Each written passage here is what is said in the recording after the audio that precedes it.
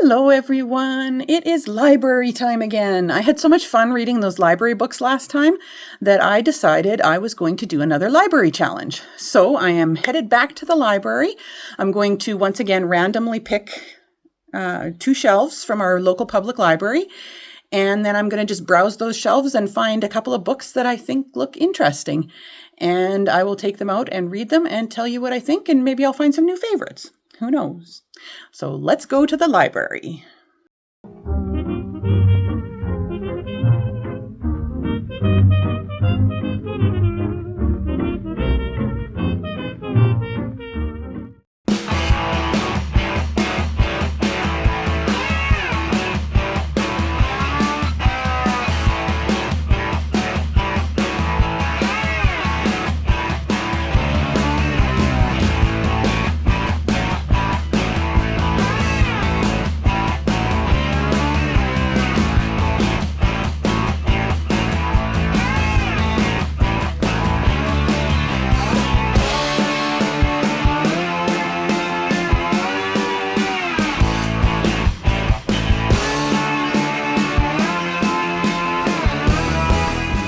Laura is going to help me again with picking my books off the shelf.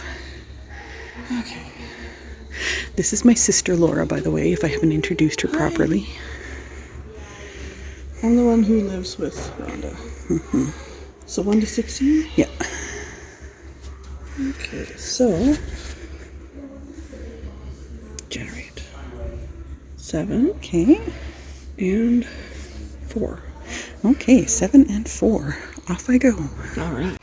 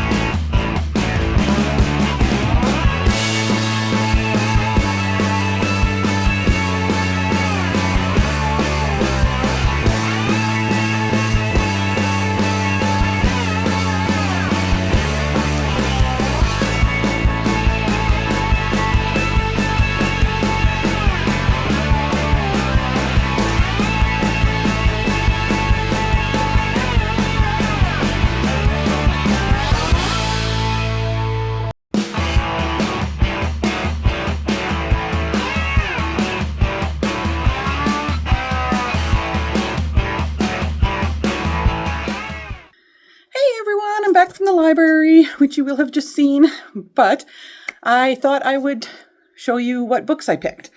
So the two books that I ended up picking are The Last Heir to Blackwood Library by Hester Fox and Hood by Stephen Lawhead. So I will tell you about this one first. So The Last Heir to Blackwood Library. This one is set in World War I, or just after World War I. And the main character, her name is Ivy Radcliffe. And she lost her brother in the war. She lives in London. And then she discovers that she is the last descendant of a family line that owns the Blackwood Abbey. It's an ancient bloodline, and she's the final one who owns it. So she decides to go there, and it's a very forbidding sort of place, kind of gives me kind of a gothic feel. And she ends up going there, and everybody is the servants and everything are quite cautious of her, but they keep warning her away from the library, which is this huge library that is kept locked. But she is drawn to it. And I guess apparently that There are rumors in the village about the abbey's previous owners, about ghosts and curses, and an enigmatic manuscript at the center of it all. So that was enough for me to decide to pick this up, because I love the idea of a library sort of mystery thriller, and old manuscripts. That kind of thing always tweaks my interest. So I grabbed that one. And then this one here, Hood by Stephen Lawhead. This one is a retelling of the Robin Hood story, but with a twist. So it looks like this one takes place it has to do with Celtic mythology, and it's about a man named Bran ap Brychan, and he's the heir to the throne Elfell. He abandons his father's kingdom and flees to the forest. It's a primeval Welsh forest, and into the dangers there, where there's all kinds of secrets. And there is, it says there's Celtic mythology, political intrigue, and it's set in medieval Britain. So that, again, because I love historical and kind of that medieval period and earlier, and I love historical fiction, and this looks like, and I love mythology, so this looks like it'll be interesting. I don't know if it's fantasy or if it's mainly historical, but we'll find out. So those are the two books that I am going to read for this vlog, and I will let you know my thoughts as soon as I finish them.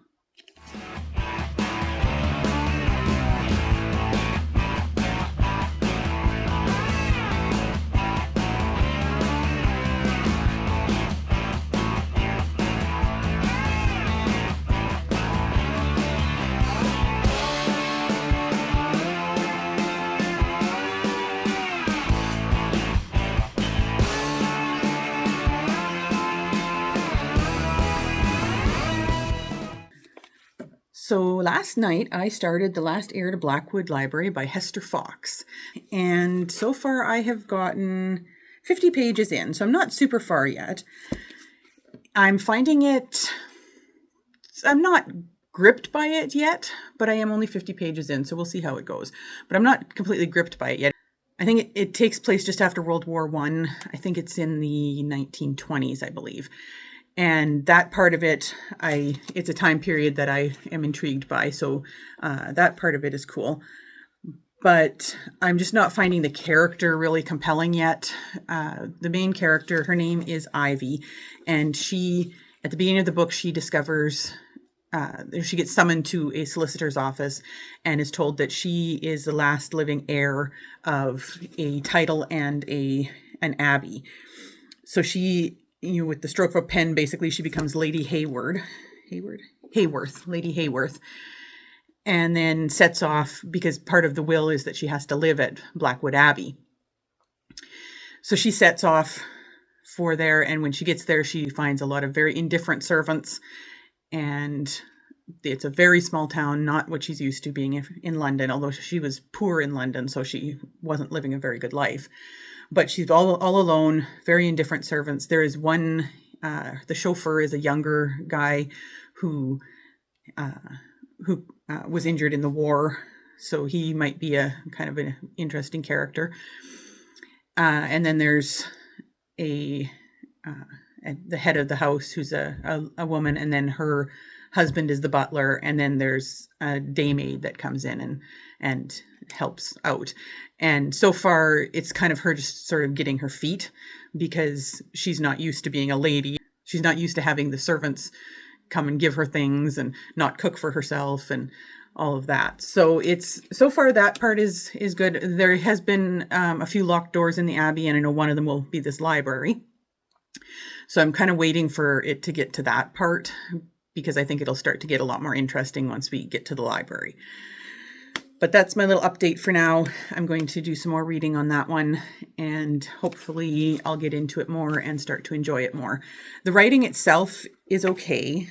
It's not the best writing I've ever read, but it's not bad either. And like I say, I'm hoping that I'll kind of get into it more as it gets further on in the story and she actually gets to see this library. There was also a prologue that took place in the 1600s? 1300s, in 1349, and it had to do with a nun who lived at the Abbey, and she decided to become an anchoress, which is somebody who is locked into a room and they just live there in that room and commune with God and learn things.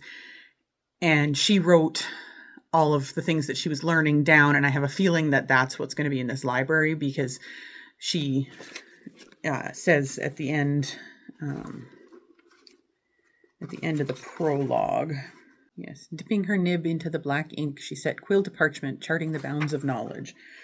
But she talks about she's going to record, she would record everything that she had learned, but she would put safeguards in place because she had given this guy some information and he ended up using it to kill his wife. So she says she would record everything she learned, but she would put safeguards in place, just as a quail hides her eggs in an abandoned nest of another bird, who might find her work after her aching hands had set aside her pen for the last time. You know, so I have a feeling that Ivy is going to be the one who finds her work, and I have no idea what is going on there. The other thing that you find out right away is that the Abbey appears to be haunted, because when Ivy goes to her room for the first time, a hairbrush flies off the cupboard and just about hits her. So there is also some haunting going on. So that could get interesting as well, hopefully. And I will update you once I'm a little further in, because like I say, I'm only 50 pages in. So I have a bit of an update for you on this one here, The Last Heir to Blackwood Library by Hester Fox. I have now gotten about 180 pages in, I think, or 128 pages. Got 128 pages in, and it's really taken a turn that I did not expect. So I'm starting to really enjoy it. Hi, Raven. What's he doing? What's he doing? I'm starting to really enjoy it. It took me a while to get into it because it started out really slow, but now things are really starting to happen. There's definitely it's not a spoiler because it does reference it in the description, but there's definitely ghostly activity going on. But there's more than that. There's other things going on that are freaky, and I'm really starting to enjoy it. So I'm really looking forward to continuing that one. Like I said, it started out quite slow, so I wasn't sure how I was going to feel, but now I just want to pick it up again after I finish my reading sprint. So I will let you guys know how the rest of that one goes, and but it's definitely looking up now. Hello everyone. I'm not sure which video this will end up on. It'll just be whichever one I do next, because I'm going to be sharing some fun content with you guys. But I have to introduce you to someone. I'm at my mom and dad's house, which you can see by the stuff on the wall and the fact that it doesn't look like my house. But we had a friend who found some kittens in her backyard, and she was looking for homes for them. And so we agreed, my parents, because we have too many in our house right now, and plus with the bunnies and everything. But my parents told her that they would take 2 of them. So I am going to introduce you. This is Salt. This is little Salt. Salt is just so precious. They're both little boys. So this is Salt. And then let's grab your little brother. Oh, I know you guys were napping and I woke you up.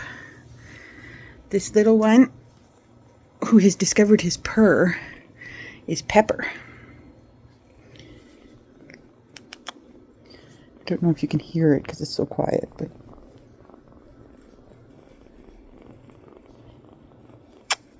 we'll see if you can hear that purr. Pepper is extremely snuggly. Whoop, there you go, guys. And Salty is very energetic. And we figured they're probably about 5 weeks, but they're doing really well. They're eating kitten food, and they are just adorable. They love to play. So you can see them. Yes, they love to play and hang out together. And Oscar has decided that he's their new dad. He loves them. And yes. So that's Pepper and Salt. And you guys will probably be seeing lots of fun kitten content now, because I'm addicted to taking videos of these guys every time I come over to my mom and dad's. Hey? Right, Peppy? Hey, Peppy. Hi, Salty. They had a little bit of goopy in their eyes, but they're healing up super nice now. Salty here was having the worst issues, but his have been clear for a couple days now. Same thing with you, Peppy. Hey? You guys are so cute. Oh, big kitten yawn. Big kitten yawn. Yeah, so that's our new additions to the household. Hi. Hi. What are you two doing? And you will be seeing lots of them in the videos.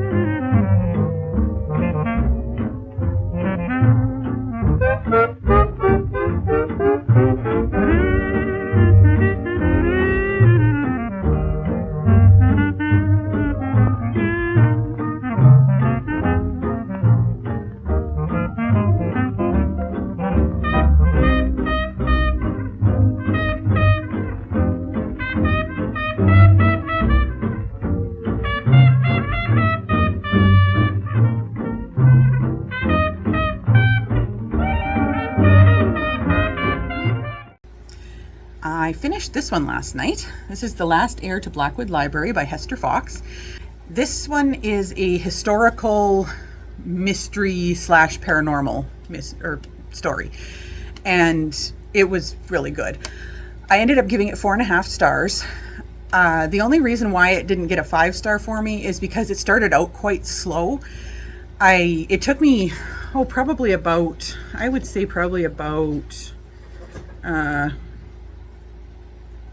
80 or 90 pages into it before I actually got really interested in the story.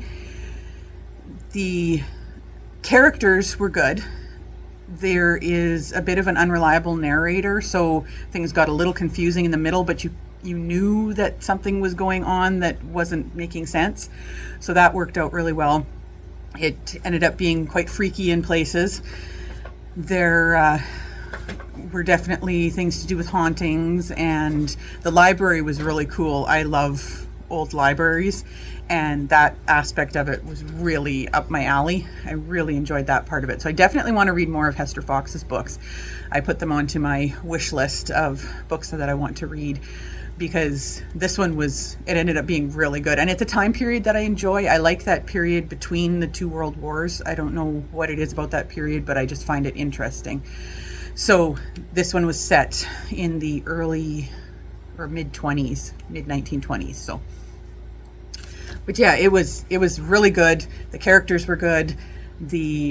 I was I was hesitant as I got towards the end because I was thinking, how is this going to wrap up? There is just no way that things can wrap up decently and the way that I would like them to wrap up. And then she went over and above and did it even better than I imagined. So I loved the ending on this one, and I definitely want to read more of her books and to buy this one. So that's my update on that. And now I'm going to read the other one that I took out from the library. That is Hood by Stephen Lawhead. And this one is a retelling of the Robin Hood story, and I think it has some fantasy elements in it. I'm not 100% sure, but we will find out, and I'm looking forward to reading it.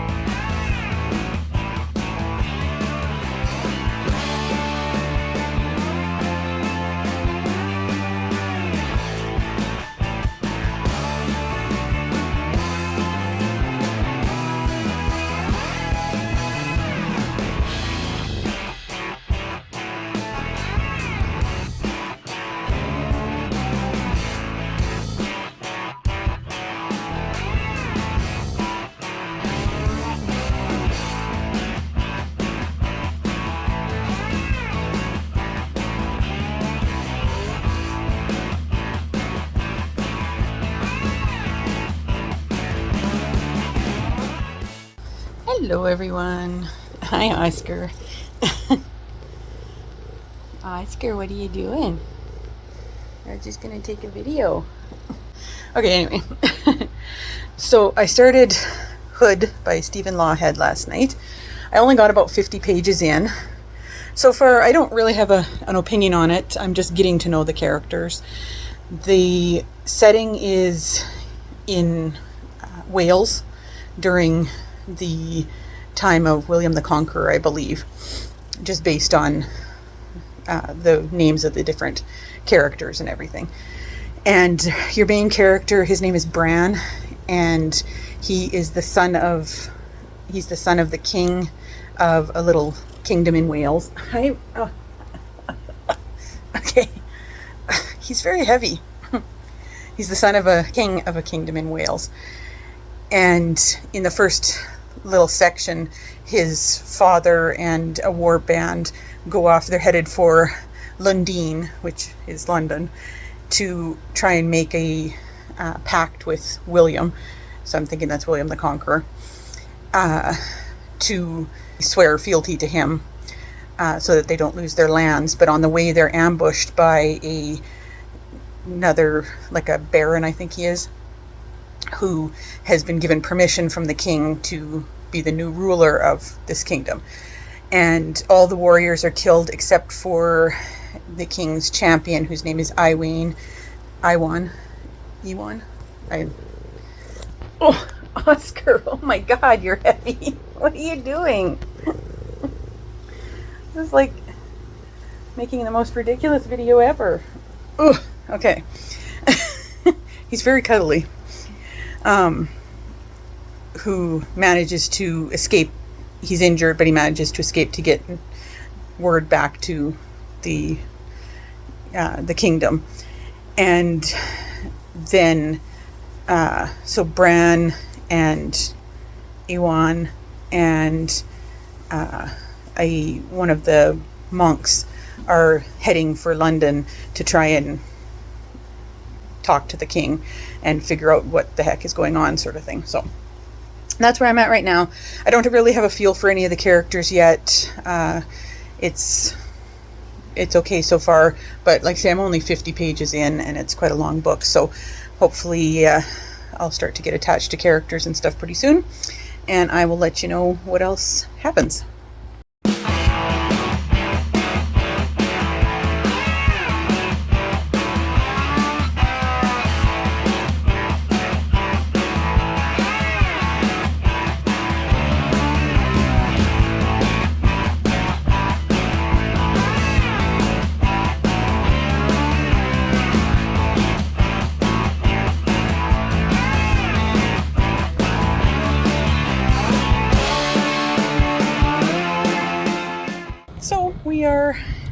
doing our first book sale for the sanctuary. So looking forward to selling a ton of these books. We ended up with, between my books that I unhauled and books that my sisters unhauled and my mom, and then donations, and got a ton of them from the library, which is awesome. Thank them for that. We're hoping to make a good amount of money to support the sanctuary. We've had a few rushes come through already and buy some books, and so hoping that we get more. We're here till 6 today, and then back again tomorrow, and yeah, hopefully that goes well. So that's my book related stuff that I'm doing this week, or this weekend. So see you guys in a bit.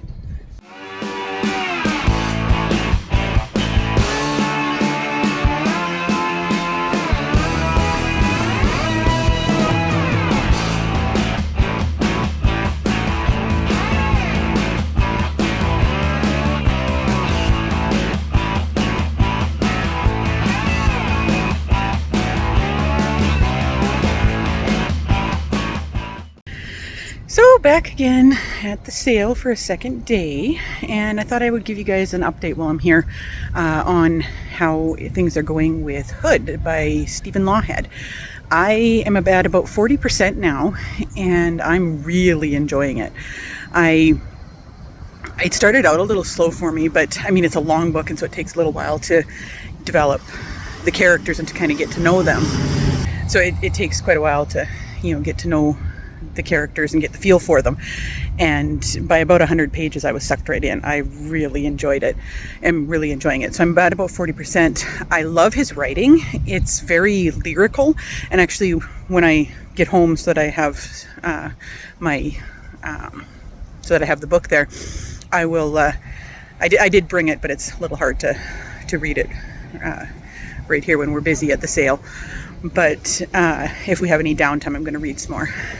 But when I get home, I'll read a couple passages to you, because I just love his writing. It's very lyrical, and of course I love historical fiction, and it's based on historical, or it's mainly historical. The one funny thing though is that the main characters are Welsh, and I'm reading these names, and I'm reading, like, there's these legends that he's learning about, and it's like the one legend, it's like I'm reading it, and the guy's name is Brandigadig is how it's written, but I'm like, okay, I've watched or listened to one of my favorite podcasts where they get it's a British podcast where they tell folk tales, and they get this Welsh lady on there at least once or twice a year to tell stories. And according to what I've learned from listening to that, even though it looks like it looks like it should be Brendigadig, it's probably because that seems to be how Welsh, that seems to be how the Welsh language works. No offense meant. I love the Welsh folktales. So, but yeah, so that's kind of funny. But yeah, it's such a good book. I'm really enjoying the lyrical writing style and the action that's happening now, and I'm starting to get quite attached to the characters. And yeah, I'm looking forward to finishing it and reading the rest of the trilogy, because it turned out that it is something that I'm quite enjoying. So I will get back to the sale and do some more reading when I have some downtime.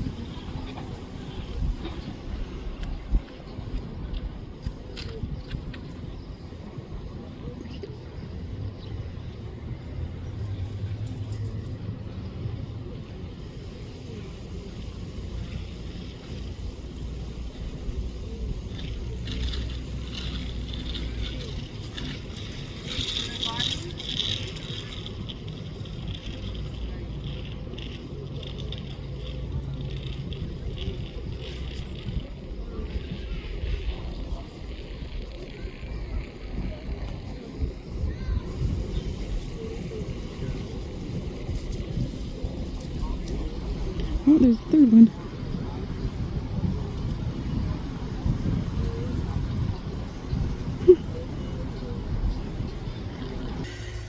So I'm gonna try and read you those little bits that I wanted to read you from the book. But I kind of have my hands full because Raven insists on snuggling, even though it's a warm day again. It is the next day. I was way too tired last night to do much of anything after being out in that heat for 2 days. But yeah, I will grab the book and try and show you what I was meaning about the lyrical writing. So yeah, here was one part. It's talking about this lady, this old lady who's playing the harp and singing. And it says, the music those gnarled old fingers coaxed from the harp strings that night was pure enchantment, woven tapestries of melody, wonder made audible. And when she opened her mouth to sing, Bran felt himself lifted out of himself and transported to places he never knew existed. Like the ancient harp cradled in her lap, Angharad's voice took on a beauty and quality far surpassing the rude instrument. At once agile, sure and gentle, the old woman's singing voice possessed a fluid, supple strength, now soaring like the wind over the far-off mountain, now a bird in flight, now a cresting wave rolling upon the shore. I just love that description. Like, it's so lyrical. And then another one, hi Raven, another one that I marked down as an example was this one here. It snowed the day Bran finally regained his feet. Leaning heavily on the old woman, he shuffled with agonizing slowness to the mouth of the cave. Yes, thank you, Raven. To the mouth of the cave, to stand and watch silent white flakes drift down from the close grey sky to cover the forest in a fine, seamless garment of glistening white. He felt the cold air on his face and hands and drew it deep into his lungs, shivering with the icy tingle. I love that description of, the silent white flakes drifting down from the close grey sky to cover the forest in a fine, seamless garment of glistening white. I just love that, his descriptions. They're so lyrical. And then there was this one other one that I marked down at the very beginning just because I thought it was, it's not necessarily lyrical, but it's a very descriptive way of showing us what the towns were like. So it says, clustered together in what Bran considered suffocating proximity, where anywhere the earth offered a flat space and a little running water, the close-set hovels sprouted like noxious mushrooms on earth stripped of all trees and greenery, which the mud dwellers used to make humpbacked houses, barns and byres for their livestock, which they kept in muck-filled pens beside their low, smoky dwellings. I just love that description, that the close-set hovels sprouted like noxious mushrooms. So, anyways, I'm really enjoying this guy's writing. I'm really enjoying his descriptions, and I'm starting to really like the characters. And so yeah, today I'm kind of taking the day off because of the big, book sale this weekend. So I'm going to try and finish the book if I can. I have about half of it left, a little less than half maybe. So I'm going to try and finish the book, and I will let you know what I think of it when I'm done. Good morning, everyone. I finished this book last night, late in the evening, and I gave this one 5 stars. This book turned out to be so good. I really, really enjoyed it. The writing was just excellent. I loved his lyrical style of writing. I also loved the way he wove the history into the story and the myth. What he did in this book is he took the story of Robin Hood and he set it in 11th century Wales, which is not where we typically expect it to be. But the way he described it in the end of the book, he had an author's note in the end, and he talks about how the original story of Robin Hood, the first written references of the character are traced back as far as like the 1260s. And he goes on to explain why he thought that Wales was likely the origin point for the story back in those days of the 1100s after William the Conqueror took over England. And he set this one in the period where William the Conqueror's son, William the Red, I think was what his name was. They call him Red William in here, had taken over, and they had started invading into Wales. And just the way he describes it, and the fact that the forests in Wales, what he calls the marches, were the type of forests that could have been used by Robin Hood and his band. Just in general, the way the Welsh people were back then, the use of the longbow, which was a Welsh weapon, all those things point to that this could have been the era when Robin Hood originated. So he takes that and he creates Robin, who is actually, in the book, his name is Bran, and Bran is the prince of a small kingdom. And at the beginning of the book, he's quite a rake of a character. He doesn't take anything too seriously. He's always off, trying to win the hand of a girl or those sorts of things. And he's not taking being a prince very seriously, because his mother died when he was young. And when she died, his father essentially went downhill and became a very mean, terrible person. So he doesn't want to be a prince, and he doesn't want to take over, because he thinks that being a king means being like his father. But I loved his growth arc in the book. Because he starts with, he's not a real likable character at the beginning, and then what happens is his father, oh hi Oscar,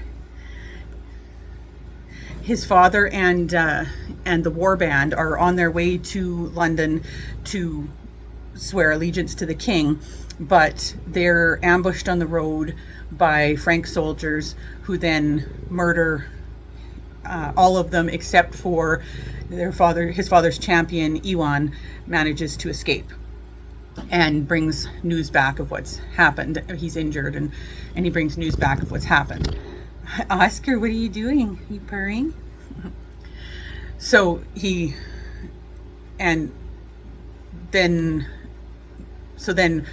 Bran and Ewan and one of the priests from the little village go to London to basically protest what happened. And when they get there, along the way they meet another friar who ends up being, his name is Ethelfrith, but he essentially is Friar Tuck, and he goes with them. And they talk to the Chief Justice, who tells them, well, yes, the king basically sold your kingdom to this Baron de Fros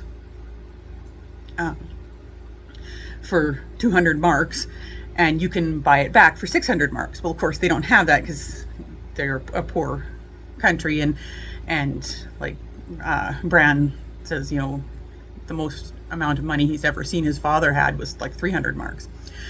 So they leave, and on the way back, they're attacked by some Frank soldiers, and the father that's with them gets murdered, and Ewan escapes, and Bran gets caught. So then Bran gets taken before this, it's the Baron's nephew, who's this count, and he gets told that he's going to have to ransom himself, so go find this certain amount of money and pay it. So he ends up having to run away and becomes an outlaw. Then shortly after that, he gets attacked by Frank soldiers again and gets severely wounded and left for dead. And that's when he meets this old woman named Angharad. And once he meets her, then his growth arc really starts to take off. She's an old seeress, sort of, she's a lot of things. And I think she may be older than even anybody normally thinks. So, but she starts nursing him back to health and kind of teaching him about what he needs to do. And from there, the story takes off. It's really interesting because you can pick out the different characters, like Ewan is Little John, and of course Bran is Robin. Father Ethelfrith, or Friar Ethelfrith, is Friar Tuck. There's a guy that he meets later in, who's joined up with Ewan, whose name is Sarles, and that'll be Will Scarlet. And later on, you run into a marshal named Guy, who would be Guy Gisborne. Yeah, Sir Guy of Gisborne. So that's who this marshal obviously is. But he tells it all as though it's historical fiction, and I really, really enjoyed it. And like I say, the character of Bran, just his growth arc is so good. And there's also Marion, who is the daughter of another small cantref's king, and she's, parts of the story are told from her point of view as well. And a big event happens kind of at the end of this one, which is going to lead into stuff that happens in the next one. So it does leave you hanging a bit on what's happening, because it is a trilogy. So there's Hood, then Scarlet, and then Tuck. And I'm going to end up reading all three of them because I really enjoyed this. This was definitely a 5-star. So that was a success. And this one here, The Last Heir to Blackwood Library, that was a 4.5 stars. So this library visit was a real success. I really enjoyed both these books, and I want to read more from the authors. I have a feeling that Stephen Lawhead may become another one of my favorite authors. This may become a favorite trilogy, and he's written a lot more historical and fantasy medieval type books. So I'm really looking forward to reading more of that, reading more of his work. And I'm curious to read some more Hester Fox, because I really liked this one. A lot of her other ones, it appears from looking at the information, it appears that they're quite, or a lot of them are kind of witchy books. They're about women who are witches or involved with witches. So I don't know whether I'm gonna like those as much, because one of the reasons I liked this so much was because of the historical aspect and just the general creepiness of the library and everything. I haven't read a lot of witch books, so I'm not sure how I'm gonna enjoy those, but I do want to check out more and see if I do enjoy them, because her writing was quite good. It took me, the reason this one was only 4.5 was because it did take me quite a bit longer to get into this one than this one. And just I found this one, the writing, his lyrical writing style was right up my alley, and reminded me a bit of Bernard Cornwell. And whereas this writing, it took me a little bit longer to get into, but again, I really enjoyed the story and the time period and the whole mystery around the library. So that is those two books done, and I will see you guys on my next vlog. Let me know if you've read any of these books and what your thoughts were on them. And if you've read any more by either of these authors, I'd like to know what you recommend I read next. So let me know that down in the comments, and I will see you guys on my next video, and we will talk to you later. Bye.